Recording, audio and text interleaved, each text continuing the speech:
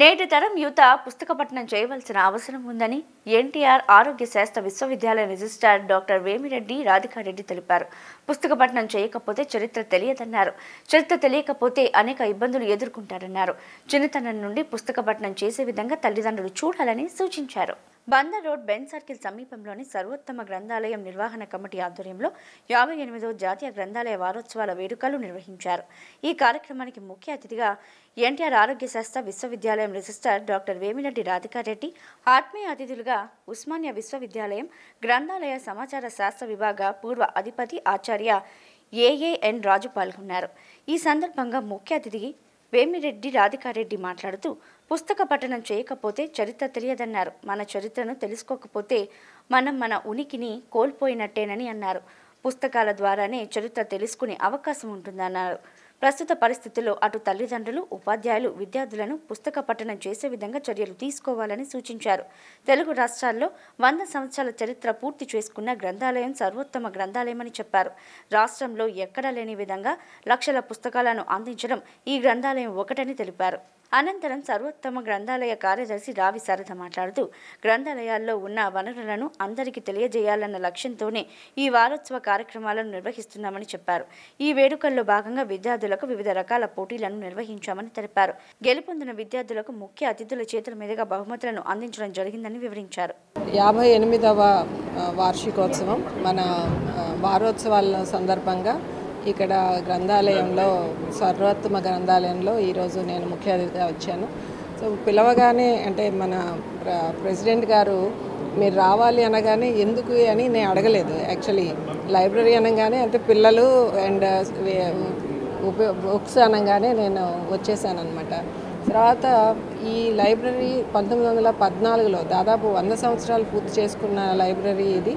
ఆ ఉద్యమంలో భాగంగా ఏర్పడినది. ఆ తర్వాత ఎంతోమంది మహానుభావులు దీన్ని అలా వాళ్ళ కృషితో ఈరోజు ఈ స్థాయిలో ఉంది. శారదా గారు దాదాపుగా గత 50 ఏళ్ళుగా దీన్ని నిర్వహణలో కానీ దాన్ని డెవలప్మెంట్లో కానీ పాలు పంచుకుంటూ ఇంత స్థాయికి తీసుకొచ్చారు. అంటే ఇన్ని రకాల పుస్తకాలు ఒక చోట దొరకడం అనేది మనకి ఆంధ్రప్రదేశ్లోనే ఎక్కడా లేదేమో. ఇన్ని వేల లక్షల్లో పుస్తకాలు ఉన్నాయి. అది కూడాను విత్ ఆల్ డిజిటలైజేషన్ లేటెస్ట్ డెవలప్మెంట్స్తో ఉండడం అనేది మనం ఇంకా ఎక్కడ చూడము. తర్వాత ఒక లైబ్రరీని నిర్వహించడమే కాదు, ఈ వారోత్సవాలతో ఏంటంటే ఒక అవేర్నెస్. అంటే మన జనాల్లో ఇప్పుడు దాదాపుగా ఒక 30-40 సంవత్సరాల క్రితము పుస్తకాలు తీయడము, చదవడం అనేది ప్రతి ఇంట్లో ఒక ట్రెడిషనల్గా ఉండేది. వేసవి సెలవులు అనగానే ఏదో ఒక బుక్స్కి తెచ్చుకోవడము, చదువుకోవడం చేసేవాళ్ళు. సో ఇప్పటి పిల్లల్లో క్రమంగా మనకి టీవీలు, స్మార్ట్ ఫోన్లు ఇవన్నీ వచ్చాక పుస్తక పఠనం అనేది చిన్నగా తగ్గిపోతూ వస్తుంది. తర్వాత వాళ్ళు మెయిన్గా స్కూల్ బుక్స్ వరకు పరిమితం అవుతున్నారు తప్ప ఇతర పుస్తకాలు ఇన్ని రకాలుగా ఉంటాయి. అంటే సోషల్వి ఉంటాయి, సైన్స్ ఉంటుంది, ఫిక్షన్ ఉంటుంది, లేదా లిటరేచర్ ఉంటుంది. ఇన్ని రకాలుగా పుస్తకాలు ఉంటాయని కూడా ఇప్పటి జనరేషన్కి అవగాహన లేదని అనిపిస్తుంది. సో పుస్తక పఠనంతో ఇంకా చాలా లాభాలు కూడా ఉన్నాయి. ఏంటంటే వాళ్ళలో ఉన్న ఆలోచన శక్తిని పెంచడం, ఆ తర్వాత సృజనాత్మకతని, క్రియేటివిటీని, ఆ తర్వాత డెసిషన్ మేకింగ్, నెక్స్ట్ ఇంకొకటి వాళ్ళ ఎమోషనల్ ఇంటెలిజెన్స్ని కూడా పెంచుతుంది బుక్స్.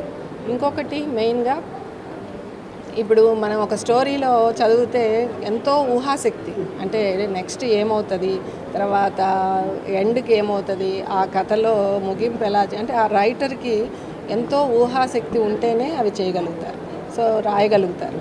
సో రైట్ బ్రెయిన్ యొక్క పనితీరు బాగా పెరుగుతుంది. ఈ పిల్లల్లో ఇప్పటి నుంచి మనం ఈ అలవాటుగానే ఉంటే వాళ్ళలో కాంప్రహెన్సివ్గా వాళ్ళ బ్రెయిన్ పనిచేస్తుంది. బ్రెయిన్ యొక్క అన్ని సెల్స్ కూడా యాక్టివేట్ అవుతాయి ఒక విధంగా చెప్పాలంటే. అండ్ రీసెర్చ్ స్టడీస్ కూడా ఉన్నాయి. పెద్ద అయ్యే కొంది అంటే ఇప్పుడు మనకి లాంగ్విటీ పెరిగింది, ఏజ్ ఇప్పుడు 70 ఏళ్ళు, 80 ఏళ్ళు, 90 ఏళ్ళ వరకు కూడా యాక్టివ్గా మనం ఉండగలుగుతున్నామంటే ఆ లాంగ్విటీ పెరగాలి అంటే మన మెదడులో ఉన్న అన్ని కణాలు పనిచేయాలి. మామూలుగా మనకు అన్ని కణాలు పనిచేయవు, కొంతవరకే పనిచేస్తూ ఉంటాయి. ఎప్పుడైతే ఇలాంటి యాక్టివిటీస్ మనం చేస్తామో చిన్నప్పటి నుంచి కూడా, సో మనకి డిమెన్షియా అండ్ మెంటల్ ఇతర సమస్యలు కూడా రాకుండా ఉంటాయి. సో ఆరోగ్యానికి కూడా మంచిది అండ్ మన లైఫ్ స్టైల్కి మంచిది. అన్ని విధాలుగాను పుస్తక పఠనం అండ్ లైబ్రరీకి వచ్చి చదవడం ఇందాక చెప్పారు మన మేడం గారు. ఏంటంటే మనకి ఈ కొత్త అలవాట్లు ఎప్పుడు కొత్తగా అనిపించవచ్చు ఇప్పటి జనరేషన్, కానీ ఇవి మనం ఎప్పటి నుంచి ఉన్నవే మనం వాటిని మర్చిపోకుండా కంటిన్యూ చేయడం అనేది చాలా ముఖ్యం. 58వ జాతీయ గ్రంథాలయ వారోత్సవాల సందర్భంగా సర్వోత్తమ గ్రంథాలయంలో ఈరోజు ఈ కార్యక్రమాన్ని నిర్వహిస్తున్నాం. వారం రోజులు కాకుండా రకరకాల పోటీలు నిర్వహించి పోటీలో విజేతలకి ఇవాళ బహుమతులు ఇస్తున్నాం. ఈ మీటింగ్కి రాధికారాణి గారు రిజిస్ట్రార్ వచ్చారు. అట్లాగే ఏఎన్ రాజ్ గారు ఉస్మానియా యూనివర్సిటీ ప్రొఫెసర్, ఆయన కూడా రావటం జరిగింది. మేము డ్రాయింగ్ వగైరా చాలా పోటీలు నిర్వహించాం. పోటీలు మామూలుగా ఏదో బొమ్మ వేసి వెళ్ళటం కాకుండా వాళ్ళకు థీమ్ ఇచ్చి దాని మీద బొమ్మలు, అలాగే ఎక్కువగా మేము చేసే పోటీలు పుస్తకాల వైపు పిల్లల్ని ఆకర్షించడానికి, పుస్తకాలను చదివించేలాగా బుక్ రివ్యూస్ అవి కూడా అప్పటికప్పుడు పుస్తకం ఇచ్చి వాళ్ళు ఆ పుస్తకం చదివి మాకు రివ్యూ చెప్తారు, రాస్తారు. రకరకాలుగా ఇలా చేస్తున్నాం. అలాగే క్విజ్ పోటీలు కూడా నిర్వహించాం. చాలా స్కూల్స్, కాలేజెస్ కూడా దీంట్లో పార్టిసిపేట్ చేశారు. ఒక్కొక్క క్లాస్కి 2 పోటీలు చొప్పున నిర్వహించాం. అట్లా 100కి పైగా ప్రైజులు ఈరోజు మనం విద్యార్థులకి ఇవ్వటం జరిగింది. ఈ వారోత్సవాల్లో ముఖ్యమైనది గ్రంథాలయాల ప్రచారం, గ్రంథాలయంలో ఉన్న వనరులను వీళ్ళందరికీ పరిచయం చేయటం. అందుకోసమే ఈ కార్యక్రమాలు చేస్తున్నాం. దీనికి మూలం మీ అందరికీ తెలిసే ఉంటుంది. 1919లో ఆంధ్రప్రదేశ్ గ్రంథాలయ సంఘ పక్షాన మెడ్రాస్లో ఒక మహాసభ ప్రథమ అఖిల భారత పౌర గ్రంథాలయ మహాసభ జరిగిన తేదీని పురస్కరించుకుని 14వ తేదీ నుంచి 20వ తేదీ దాకా ఈ జాతీయ వారోత్సవాలను చేస్తున్నాం మనం. ఇది ఆంధ్రులందరికీ గర్వకారణం. ఎందుకంటే మనం ఆంధ్రప్రదేశ్ గ్రంథాలయ సంఘ పక్షాన తెలుగువారు నిర్వహించిన సభ తేదీని గుర్తించి ఆ తేదీ ఇస్తున్నారు.